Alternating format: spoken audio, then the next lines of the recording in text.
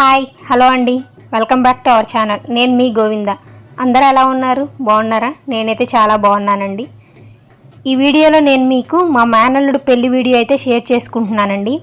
ఈ మధ్య నేను వీడియోస్ చేసి చాలా రోజులైంది, చాలా గ్యాప్ వచ్చింది. మా అమ్మాయి 10th క్లాస్ ఎగ్జామ్స్ అయ్యాక మళ్ళీ మీతో ఏ వీడియో కూడా షేర్ చేసుకోలేకపోయానండి. వెరీ సారీ అండి. మా పాప ఎగ్జామ్స్ అయ్యే 2 రోజుల ముందైతే సైన్స్ ఎగ్జామ్, సోషల్ ఎగ్జామ్స్ అప్పుడైతే టైఫాయిడ్ ఫీవర్ వచ్చిందండి. తనకి ఫీవర్ వచ్చింది కదా అని చెప్పి తనని కేర్ తీసుకుంటూ ఉన్నాము. కొంచెం ఎగ్జామ్స్ ఉన్నాయి కదా అని చెప్పి తనకి ఇంకా ఫీవర్ తగ్గిపోయిన తర్వాత నాకైతే కొంచెం హెడేక్ వస్తుందండి, కొంచెం బాగా. అందుకని చెప్పి ఇంకా హాస్పిటల్కి వెళ్ళాను, మెడిసిన్ కూడా వాడుతున్నాను. ఈ ఎండల వల్ల తలనొప్పి రావడం వల్ల అయితే వీడియోస్ అయితే మీతో షేర్ చేసుకోలేకపోతున్నాను. ఇక నుంచి అయితే వీడియోస్ అయితే పెడుతూ ఉంటాను, కంటిన్యూగా చూస్తూ అయితే ఉండండి. ఈ వీడియో కూడా చాలా పాతదేనండి. సుమారు వీళ్ళ మ్యారేజ్ అయ్యి దాదాపు 1 మంత్ అయిపోయింది. పెళ్లి వీడియో కదా, చాలా స్పెషల్గా ఉంటుందని షూట్ చేశాను, కానీ కుదరలేదు మీతో షేర్ చేసుకోవడానికి. ఈ పెళ్ళి విజయవాడ కనకదుర్గమ్మ టెంపుల్లో జరిగిందండి. నేను పెళ్ళికి వెళ్ళేటప్పటికి మ్యారేజ్ అయితే స్టార్ట్ అయిపోయిందండి. కరెక్ట్గా అప్పుడే జీలకర్ర బెల్లం పెడుతున్నారు. కరెక్ట్గా జీలకర్ర బెల్లం పెట్టే టైంకి అయితే మేము రీచ్ అయ్యాము. ఫస్ట్ మ్యారేజ్కి స్టార్ట్ అయ్యే ముందైతే ఏం అనుకోలేదండి వీడియో షూట్ చేద్దామని. కానీ అక్కడికి వెళ్ళాక ఎందుకు నేను మా హస్బెండ్ని అడిగాను వీడియో తీద్దామని. సరే అని ఇక వీడియో అయితే షూట్ చేయడం స్టార్ట్ చేశారు. చూస్తున్నారు కదా, ఈయనేనండి మా మేనల్లుడు, అంటే పెళ్ళికొడుకు తండ్రి. మా ఆయనకి బావగారు వరుస అవుతారండి. మా ఆయన గారు వాళ్ళ నాన్నగారు, అంటే మా మామయ్య గారు అన్నదమ్ములు మొత్తం 3 అండి. ఆ 3 అన్నదమ్ముల్లో మా మామయ్య గారు పెద్ద కొడుకు అండి. రెండో కొడుకు వాళ్ళ కూతురు కుటుంబం అండి ఇది. వీళ్ళు హనుమాన్ జంక్షన్లో ఉంటారు. హనుమాన్ జంక్షన్ నుండి వీళ్ళంతా పెళ్లి నిమిత్తం ఇక్కడికి వచ్చారండి. మా ఆయన గారికి బావ వరుస అవుతారు, కాబట్టి నాకు బాబాయ్ వరుస అవుతారు. మా లాస్య అంటే ఆయనకి చాలా ఇష్టం అండి. అందుకని ఆయన ఎప్పుడు విజయవాడ వచ్చినా లేదా మేము హనుమాన్ జంక్షన్ వెళ్ళినా మా లాస్యతో మాత్రం ఆడుకుంటూ ఉంటారు. ఆ రోజు అమ్మవారి గుడి మీద చాలా పెళ్ళిళ్ళు అయితే జరుగుతున్నాయండి. నేను చాలా దూరంలో ఉన్నాను, చూశారు కదా. ఎంతైనా అమ్మవారి సన్నిధిలో పెళ్లి చేసుకోవడం అంటే చాలా అదృష్టంగా నేనైతే భావిస్తానండి. అదేకాక పెళ్లి ఖర్చు కూడా చాలా తక్కువలో అయిపోతుంది. ప్రతి ఒక్కరి జీవితంలో పెళ్ళి అనే దశ అయితే చాలా అంటే చాలా ఇంపార్టెంట్ అండి.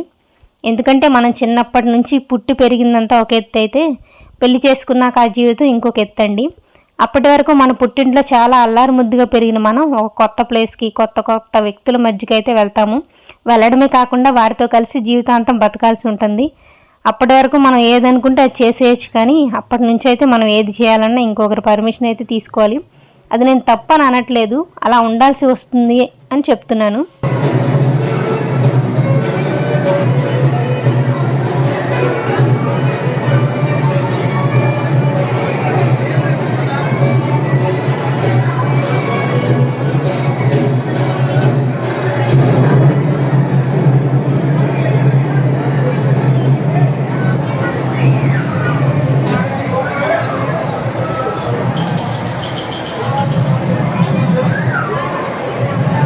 ఈ పెళ్ళిలో అయితే నేను ఒక కొత్త ఆచారాన్ని అయితే చూశానండి. ఇప్పటివరకు నేను చాలా పెళ్ళిళ్ళు చూశాను, కానీ ఈ ఆచారాన్ని అయితే ఎక్కడా చూడలేదండి.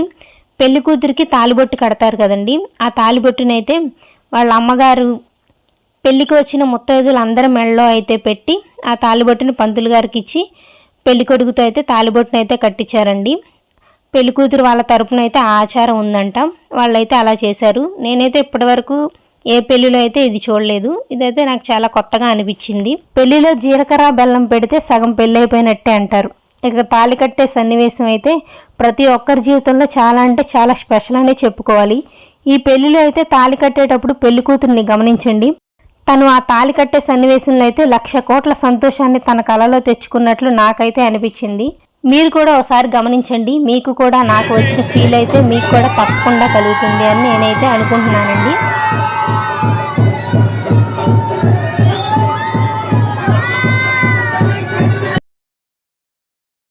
ఇంకొకటి, హస్బెండ్కి లేదా వైఫ్కి అయినా ముందు మనం నమ్మకం కలిగించాలి. మన మీద ఎప్పుడైతే ఎదుటి వ్యక్తికి నమ్మకం ఏర్పడుతుందో ఇక ఆ రిలేషన్షిప్లో ఎలాంటి గొడవలకు అయితే ఛాన్స్ రాదని నేను అంటాను. ఈ పెళ్లిలో నాకు బాగా నచ్చిన విషయం ఏంటంటే పెళ్లి కొడుకు పెళ్లి కూతురు ఇద్దరు కూడా చాలా హ్యాపీగా ఎంజాయ్ చేస్తూ పెళ్లి చేసుకుంటున్నారు. అమ్మాయి మొహంలో చూడండి ఎంతటి హ్యాపీనెస్ కనిపిస్తుందో. అమ్మాయి కళ్ళల్లో చూస్తే మా మేనల్లుడిని తను చాలా బాగా అర్థం చేసుకుంటుంది అని అయితే అనిపిస్తుంది. మనకి ఎన్ని డ్రెస్సులు చీరలు ఉన్నా కూడా పెళ్లి చీర కట్టుకున్నప్పుడు వచ్చే అందమే వేరండి. ఎలాంటి వారికైనా పెళ్లి బట్టలు మాత్రం చాలా అందాన్ని ఇస్తాయి కదండి. పెళ్లిలో తలంబ్రాలు పోసే సీన్ మాత్రం చాలా ఫన్నీగా ఉంటుంది. ఆ టైంలో పంతులు గారు కూడా చాలా ఫన్నీగా ఆ సన్నివేశాన్ని నడిపిస్తారు. ఎన్నిసార్లు ఎన్ని పెళ్లిలో చూసినా ఆ తలంబ్రాలు పోయించే సీన్ మాత్రం చాలా చాలా బాగుంటుంది.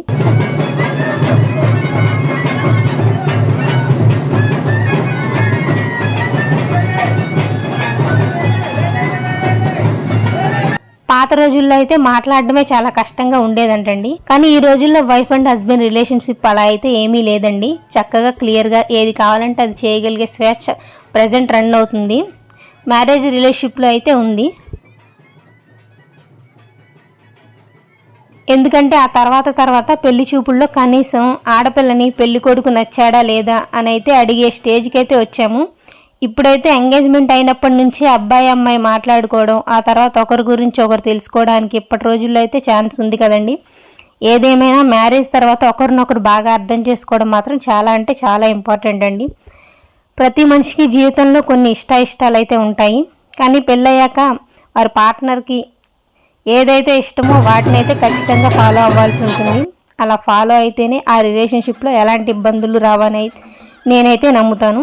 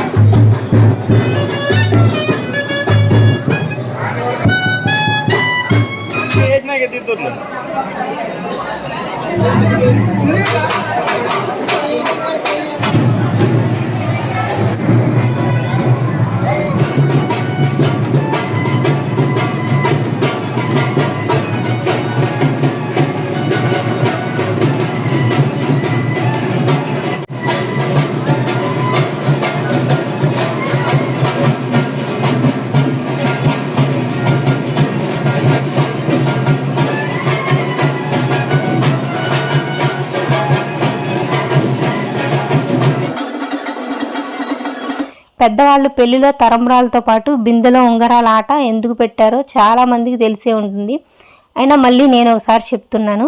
ఇద్దరు పోటాపోటీగా నీళ్ళ బిందెలో బంగారం వెండి ఉంగరాలను ప్రయత్నించి ఒకసారి అబ్బాయి ఇంకోసారి అమ్మాయి ఇలా ఇద్దరు ఒక్కోసారి గెలుస్తూ జీవితం అనే పోరాటంలో భార్యాభర్తలు ఇద్దరు సమానమే అని చెప్పడానికి పెద్దవాళ్ళు ఈ సన్నివేశాన్ని పెళ్లిలో మనందరికీ తెలియజేయడానికి ఈ సంప్రదాయాన్ని మనకు తెలియజేశారని నేను అనుకుంటున్నాను.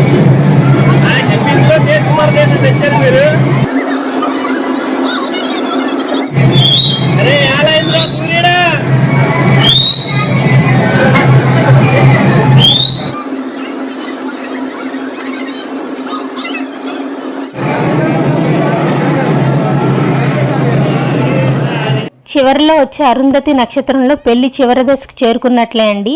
నక్షత్రం కనిపించకుండానే చూపిస్తున్నట్లు పురోహితులు కనిపిస్తున్నట్లు దంపతులిద్దరూ భలే నటిస్తున్నారు.